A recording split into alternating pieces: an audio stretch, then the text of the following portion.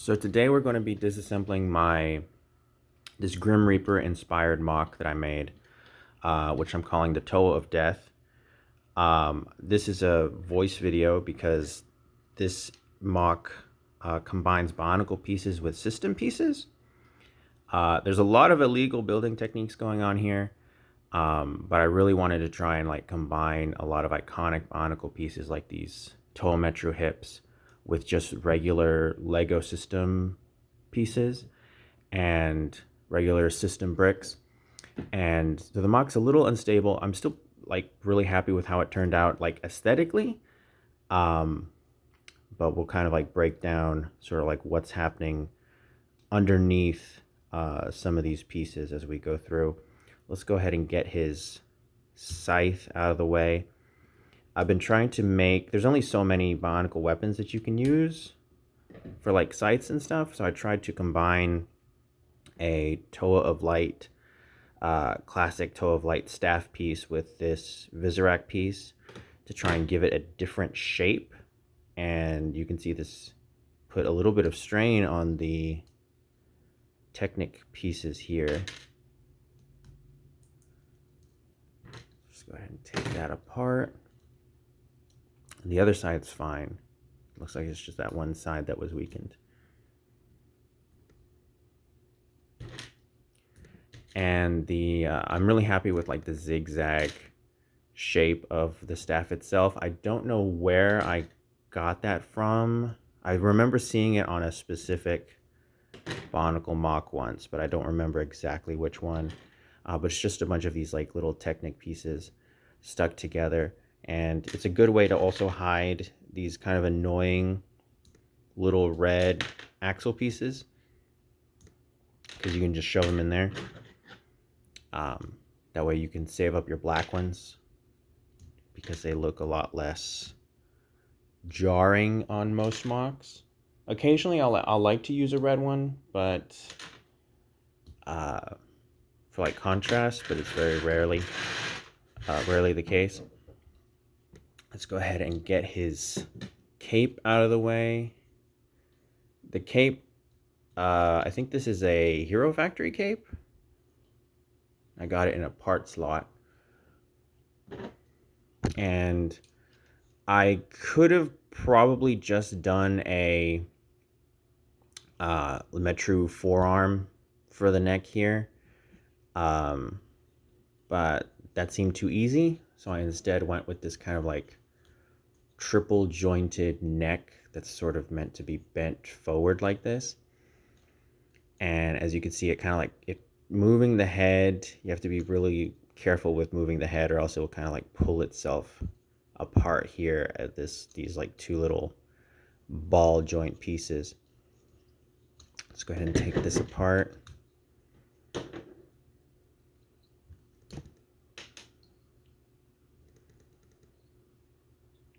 Can I get this ball joint out of here without destroying the socket? There we go. Love 2008 Bionicle pieces. They're so fragile.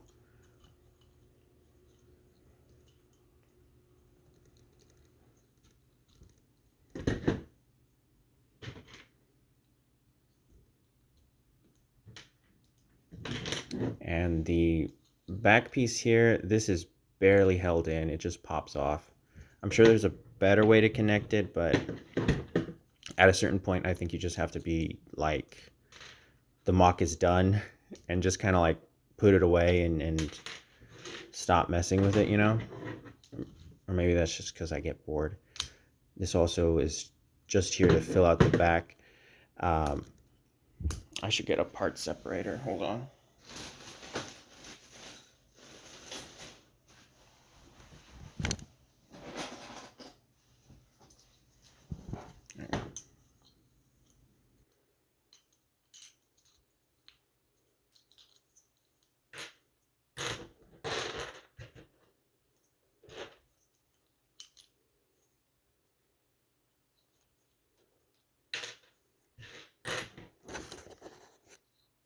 So that's the back.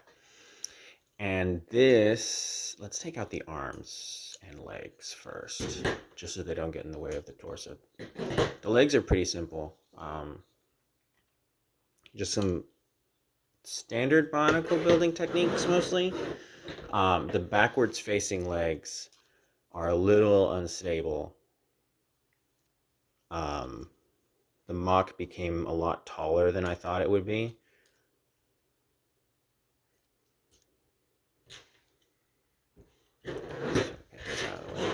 So here we have the torso, which is where most of the Lego bricks are. Let's go ahead and take this off. And so this here, you can see his guts from the profile, these like orange pieces. Everything's kind of like held in precariously by this Baraki piece. And the idea is that the Baraki piece slots onto here, and then these 3 points kind of like enter into these 3 holes on the Baraki piece, and then it's sort of like, the idea was it would hold it in, but really this just means that this pops off along with the rest of it. Because it's very easy to just kind of like pull it apart, especially if you're moving the mock around, because like it's the center of the mock, and usually that's like where the mock is the most secure. And these little tooth pieces I thought would help kind of like hold it in, but really they don't provide enough support at all. So I'll go ahead and take those off. And so here, these slot in between the studs of these Lego pieces. And then they connect into the Metru hips with these tiny studs. So it all kind of connects like this. And then you just kind of have to squeeze these in between the studs and fasten it all together with this piece and hope it doesn't fall apart.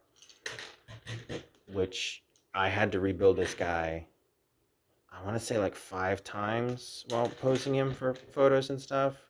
And at the end, I was like, I just really want to take this guy apart. I'm sick of him.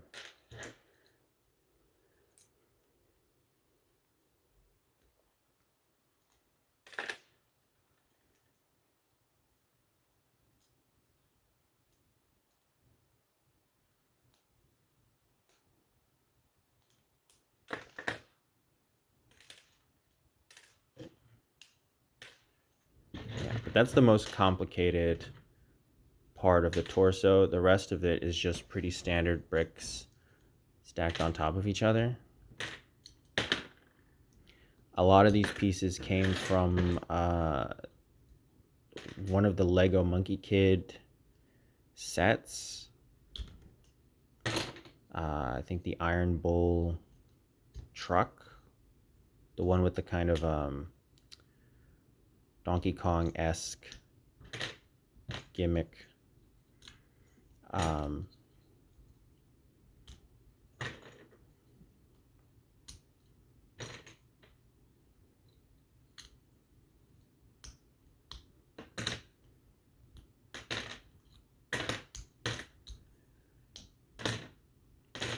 We didn't look at the arms too much before we took them off, but they weren't really secure especially well on the shoulders.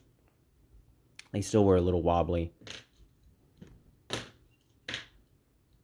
So these are the arms, and there's a lot of brick happening here, and it's still like a little loose here. I literally don't know. And there's like another illegal building technique right here. This just pops off.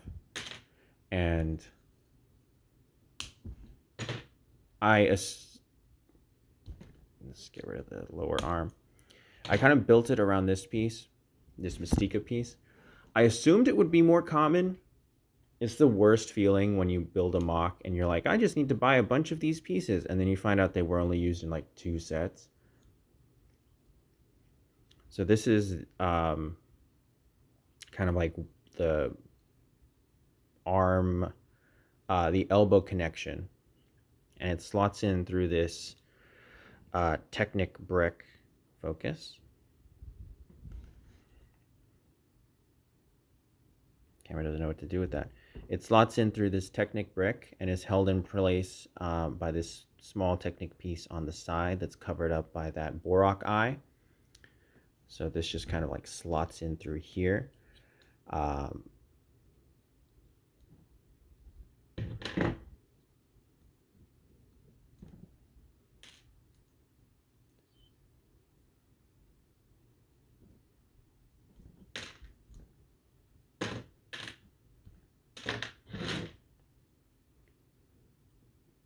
And here, this is all just kind of trying to give it a Bionicle-esque texture. I feel like the most important part of the Bionicle aesthetic is like the texture that you have on the pieces. And before we go on, this kind of like holds in, this is kind of like held in together with this piece. But I try to use a bunch of like different shapes and textures to make it fit with like the rest of the mainly Bionicle like pieces that build like the surface of the mock.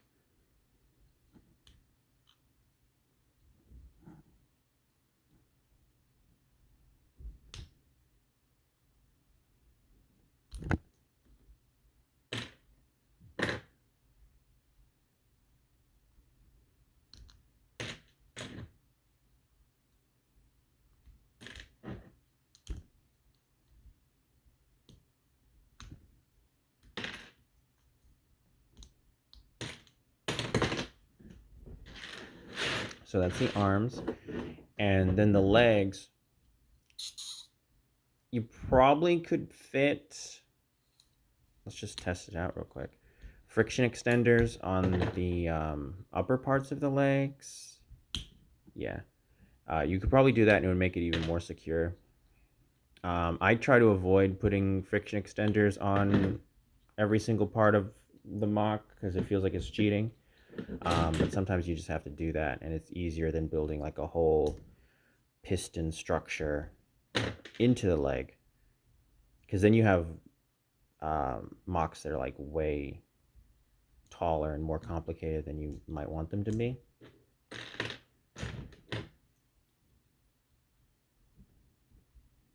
Like, I'm pretty happy with this guy's height. He's about a head taller than a Inika build, but it's not that jarring to put them next to each other.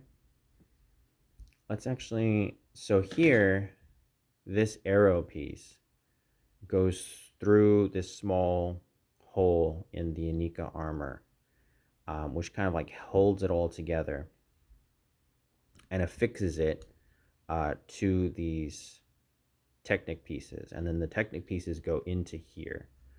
So it's probably the most interesting thing that's going on in the legs. Otherwise, it's just kind of like standard Bionicle stuff.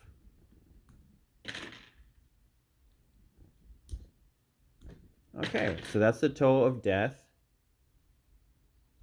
A lot of things I probably would have done differently. We'll go ahead and disassemble the other leg and arm, and then we'll see what the piece count is. So we're looking at 194 pieces, which is way more than I thought it would be. But I guess that's what happens when you use a lot of these like really tiny system pieces. So you end up with the piece count of a Titan build in what is just like a very large TOA. So I hope you enjoyed the video, and thanks for watching.